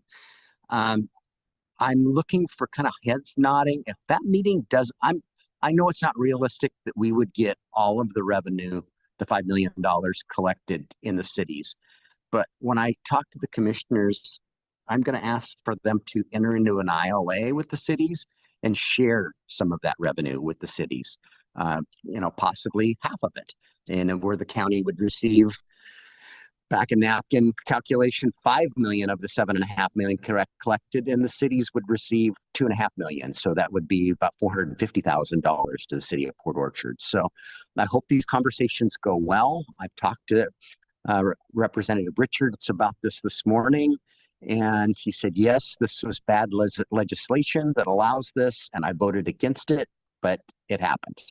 And it would have been, I think, much fairer if there was a carve out like there was in the affordable housing measure, but it wasn't, the bill wasn't crafted that way. If my negotiation or discussions don't go well with the county, are you comfortable with me sending a strongly worded letter to the county commissioners? And I would share that with the media. And so, Councilmember Rose Pepe. Can one head nod? Can I just state for the record, I'll be abstaining from the head nodding. You're not. Yeah, I can appreciate that. Councilmember Rose Pepe. And my initial impression with the information you gave us, Mayor, is I'm totally against this unless it's proportional, that we need to be receiving the revenue that we would have collected otherwise, and putting anything else on the city makes it basically an unfunded mandate.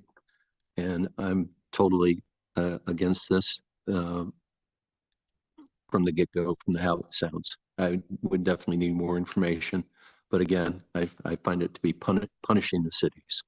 Yeah, and county intends to take action on this But the end, so my letter could happen before your guys' next meeting, but on the other. I'm good with I think you guys, we'll have more discussion about it on September 8th, definitely. Councilmember Dedman? I think also concern, just as not even a council member, but a member of the public, is that we see places like Tacoma who have adopted this extra tax and the money isn't going where it was supposed to, where people who voted to have this tax put in place for public safety and that money isn't getting used for what the people thought it was going to be. So that's another concern from my perspective of seeing this tax. We have no ability to stop the accounting. They're allowed to do it. But Councilmember Morrissey, go ahead. Yeah, I'm for it because it's not even a vote of people. It's the vote of the three commissioners that enact this tax. So it's a councilmatic tax. It is not a vote of the people for this. In fact, we as a body of 7 could implement that here from this dais today. And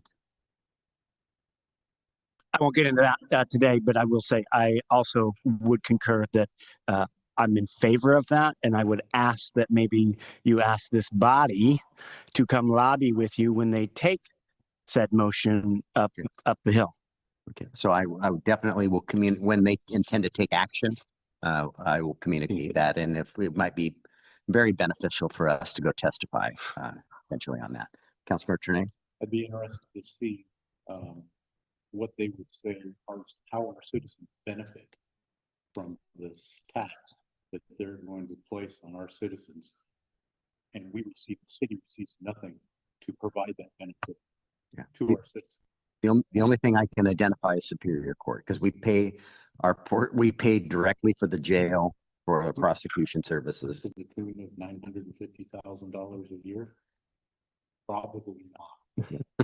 So I'm in favor of marching up there with you and lobbying against it. Mayor? Sorry, I also want to point out Ms. Archer. Go ahead. Ms. Archer, go ahead. Thank you, Mayor. I just want to confirm that the letter you plan to send will be in your name only and will not be the council's voice as well, unless there's a motion from the council to co-sign the letter. Absolutely. Okay. Is the letter strong? Well, it would be. Well, this is my question. You were stating that we currently pay for Kitsap County Prosecution Services through a contract. Through a contract.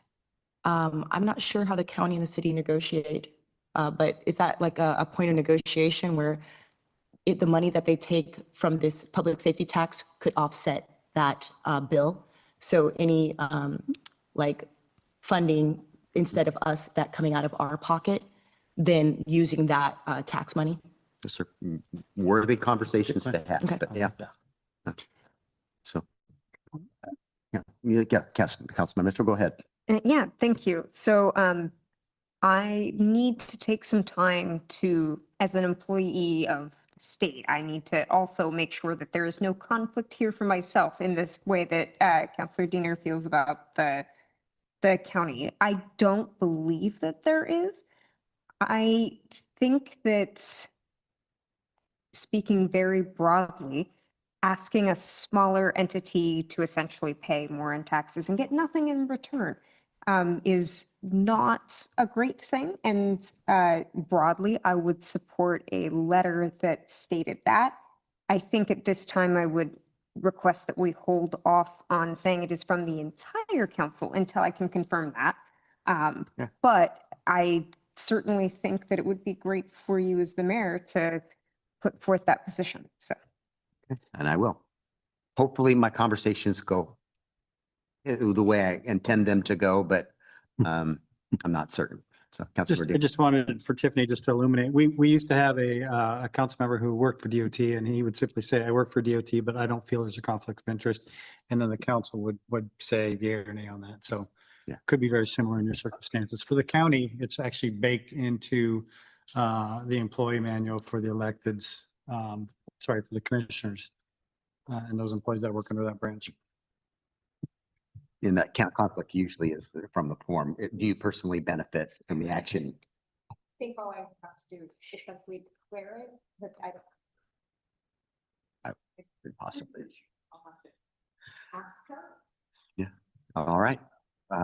So hopefully the meeting goes well. I'll report back afterwards. So let's go to director's reports. Mr. Ryan? I just wanted to follow up with the water line transmission break that we had last week and just compliment our staff. This was not just Public Works. This was the entire city, the clerk's office and Megan. We were supplying customer service to hundreds of residents, the houses that were affected all at once. So it's nonstop, the social media messaging. We had staff were required to put door notices when we have a boil water notice. So we have to physically hang a notice at each house. And then when we lift the boil notice, we have to hang another flyer. So there's coordination with the Department of Health, the regulatory agencies, and then we had to take a back teeth sample. And that's a requirement to make sure that the water is safe to be potable again and not and drinkable. So it requires that it has to grow a culture in the lab conditions, and it's a very tight parameter. So that's why it was 48 hours. That's what took so long. So the repair to get our system back up and running, that's significant of a break in 4 hours, and all that communication and that customer service. And it really is all at once. We had staff that volunteered to stay till 6:30 at night. We kept our phones going because it's quite the undertaking. So that's it. How many hangers were hung? You would ask that. I think Megan or Brandy might know, is it 300, close to 300? That's a lot of time. Yeah. It was a lot of time. And we also had water stations out where we put bottled water out for people while it was still down. you might see a mayor's message on Friday about this topic. So great job. Yeah. Commending Public Works and the patience of the public. It went exceptionally well. It was a horrible situation that went exceptionally well. So hats off to Public Works. Quick question on that. Do we recoup any of our costs from the contractor who? We'll be billing them. Okay, thank you. Mm-hmm. Yes. Mr. Crocker. I don't have anything specific tonight other than to mention to council that we're underway with budget, fully underway here in August, and hopefully we'll be scheduling some conversations next month to kind of share kind of where we're at in the budget process. So, Thanks, Noel. Mr. Bond? Just two quick announcements. I just wanted to mention in regard to the parks agreement tonight, we are putting in the budget a request for funding the parks plan in the coming biennial period. That would be the opportunity to correct and make sure that those parks are labeled as private. I agree that it could be better in the parks plan. I think they are described as parks, as private parks, but the maps don't actually label them as such. And so that's certainly something we can do as part of a parks plan update.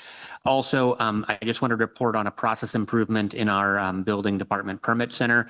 Now that we have a new cell tower out in the McCormick area with better reception, we are going to get our inspectors tablets to where they can sign off on inspections in the field rather than having to come back to the office to do that. What that is going to do is allow builders to immediately schedule their next inspection because they can't schedule a subsequent inspection until the system has signed off on it. So that's one of the complaints that we heard from our builders, and we have also realized with our SmartGov improvements, there's some other benefits to giving tablets to our inspectors. And so we're going to go ahead and get those ordered, and that will hopefully make inspection scheduling easier for folks. Nice job. Mr. Bond, could we get a report at the next council meeting on how that permit screening software is working? Yes, I will report back to you next month. I actually just got an email from them today. Okay. And so I've been meaning to catch up with those guys. Great, thank you. Deputy Chief, anything to report? Yes, sir. I believe everybody is aware that the cruise was this past weekend. And I wanted to take a moment on behalf of the chief to thank all our regional partners. Obviously, our personnel, Public Works did a phenomenal job helping us set up the event and working out the traffic control plan. And then our regional partners of Bainbridge Island PD, Poseville PD, KCSO, South Kitsap Fire, and Kitsap Transit. Also, I'm not sure if the chief had mentioned, but for the first time, at least in the time that I've been here, our agency participated in a wide-scale ICAC operation. So it was an internet child crimes operation that involved all the regional agencies within the county. And so we're looking to participate in more of those in the future, but very grateful for the opportunity to be able to do that and gain the experience for our general investigations unit. Thank you, Deputy Chief.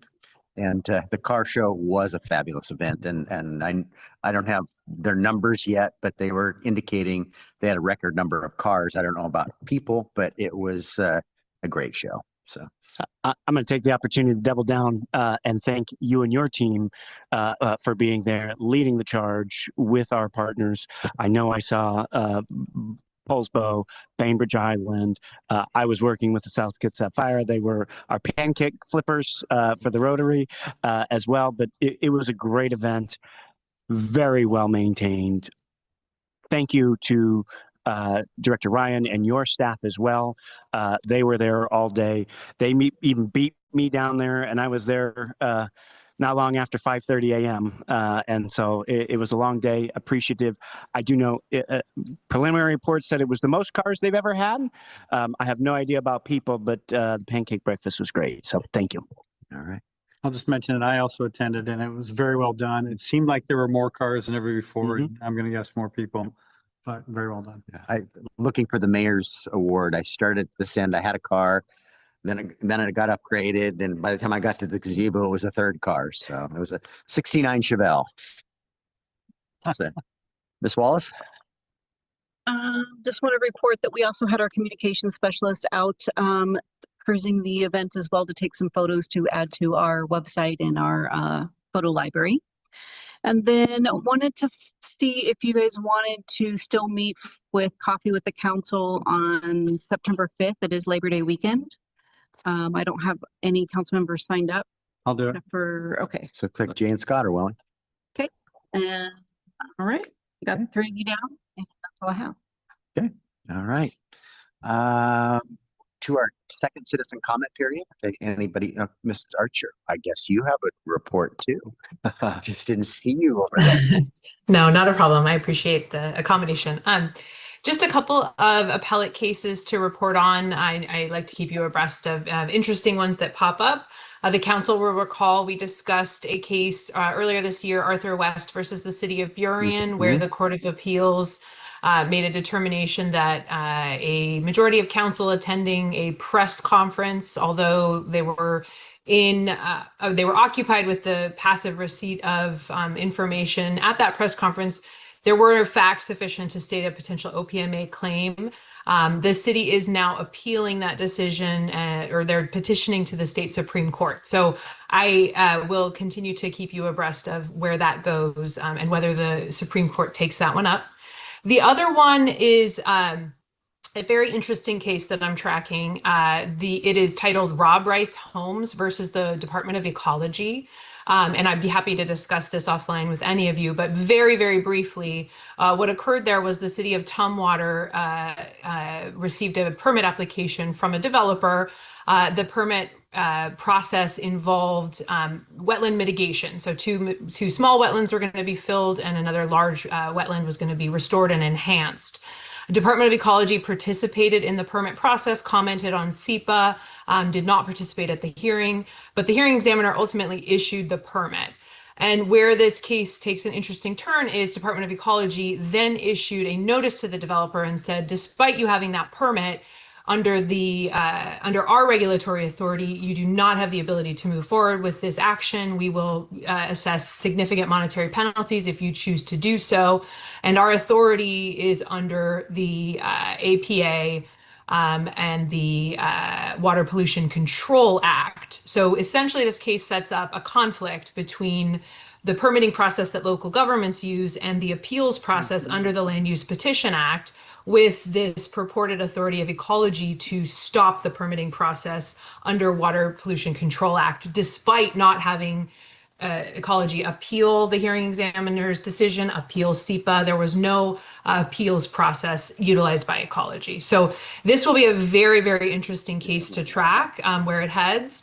As you know, I'm the chair of the Washington Association of Municipal Attorneys Amicus Committee, and we're still considering whether to weigh in on this and work with AWC and other organizations, because this has obviously a significant impact on local government autonomy.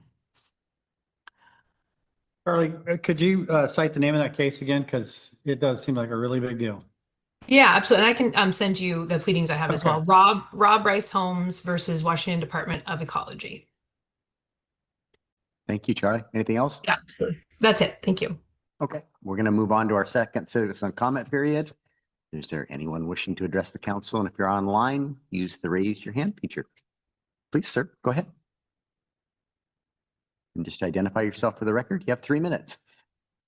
My name is Scott Schaefer and I own 821 to 825 Bay Street. And I would just like to say thank you for Mr. Mayor, for council members for your support in helping me bring my little corner of the neighborhood up, and I'll do my part. And I'm just glad to see the council, you know, looking out for the downtown area there as well. It's very nice. And Nick Bond, thank you very much for your help as well. Thank you. That's what I have. Thank you. Thank you for your comments. Anyone else wishing to address the council? Okay, we're to go to the order, but we do have a brief executive session, so don't run off after go to the order. So Councilmember Rose Pepe, go ahead. Scott, I'm going to ask you to step out for this one now. You betcha. Thank you. Okay.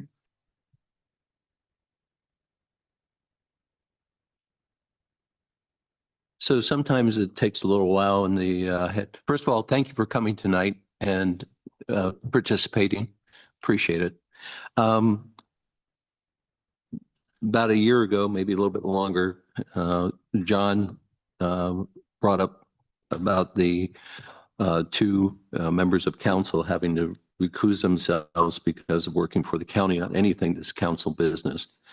It really hit home when we had the streets contract. It was a couple weeks ago, and we were down council member and then two more. I sent a very strongly worded from my own email to the commissioners. And I think that we ought to consider as a council, I haven't received a response yet, which is disappointing in itself. But I think that we ought to consider as a council sending a letter on that behalf. I'm pretty much done when we talk about playing nicely with the council or with the county. It's a two-way street on that. And I just want the council to consider that and being willing to discuss it further. But on this subject, I'm pretty firm right now. So thanks, John, for bringing that to attention. I'm sorry it took so long to get on board. That's all I have. Oh, and the cruise was great. So I was down there too. I'll second those comments. I would love to see that on a September work study session. Long overdue. Somebody want to go get Scott? Bring him back in the room. Well, we're going back there. We're good. I could have done it. Well, when we're done with anything else for the good of the order? Okay. Yeah, Tiffany, council member. I just wanted to say thank you again for the opportunity to be here. This was a great first meeting and I just appreciated it so much. So thank you so much. Okay, I think we will take a less than 5-minute break and convene in the conference room for an executive session related to a real estate matter. Ms. Archer, would you state the statutes related to that? Yes, absolutely. The council will enter an executive session pursuant to RCW 4230-110 subpart 1 subpart B to consider the selection or site of or the acquisition of real estate when public knowledge might cause likelihood of increased price. And what's the length, Mr. Mayor? 10 minutes. Oof. Okay, so with the 5-minute break, the council will come back at 8:42. Sure. No, 8:33. That would be 5 minutes from now. It's 8:33. So 15 The minutes. is what executive we're session looking is 8:33, and then we will have a 10-minute executive session once we get back there. With no action to follow. With no action to follow. Thank you. Right. So we're turning at 8:43. Yep. Yeah. Okay. Thank you. I just need to. Hey, Aaron, did you learn the parks staff and the operating committee? You had mentioned that. Right now? No, I remember. Yeah, so if you look on the email. I want to make sure you got. I did. Thank you so much. And I apologize for that one. Well, we had all that. Okay. Because Okay. it has to be, whatever decision is made, It has to be ready. So I guess I should have asked more questions. That's So- okay, but you can tell me things. Okay. Totally. Thank It will you. be a sponge. Thank you. I appreciate you. I do. I appreciate you. I thought we were gonna. So you're talking about the staff that are stationed there. Here, let me see if I can, well, I don't have a computer. But it's a city. It was a city email. One second. Because my understanding is that there may be staff stationed there.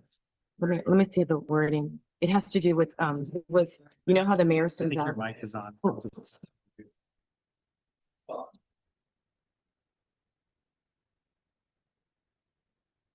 Oh, no, Megan in his office and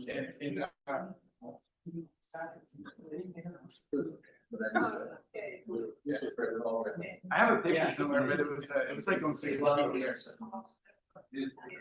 One.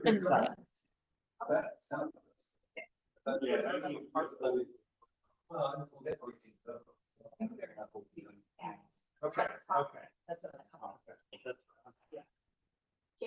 Yes, and I know. That's why they have. Let's rock and roll, guys.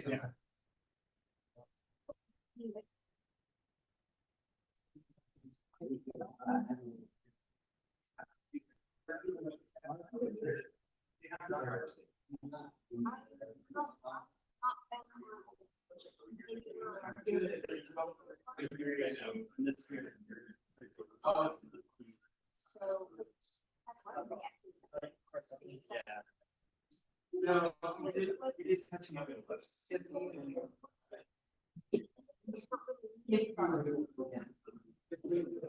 Dave, That's how I'm sorry. It's like it's not fun. that was to report that is, right? I can ask about the. Yeah. Nope.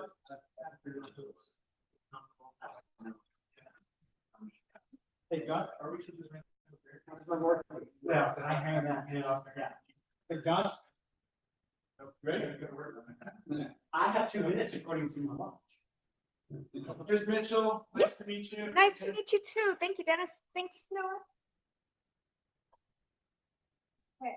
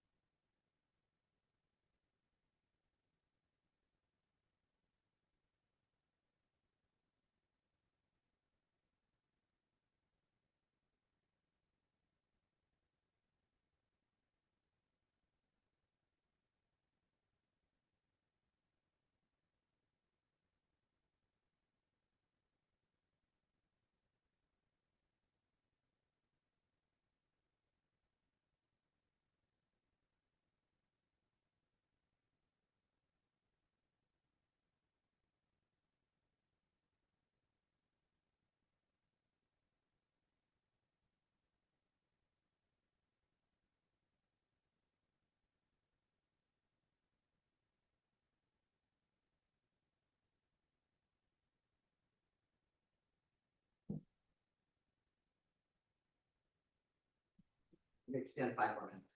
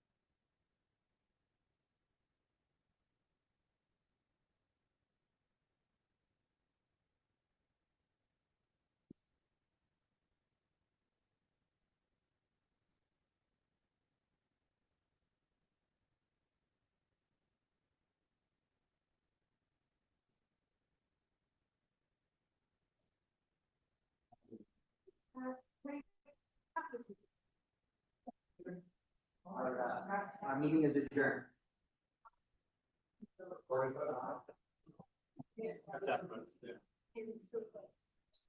Here, you head down right now?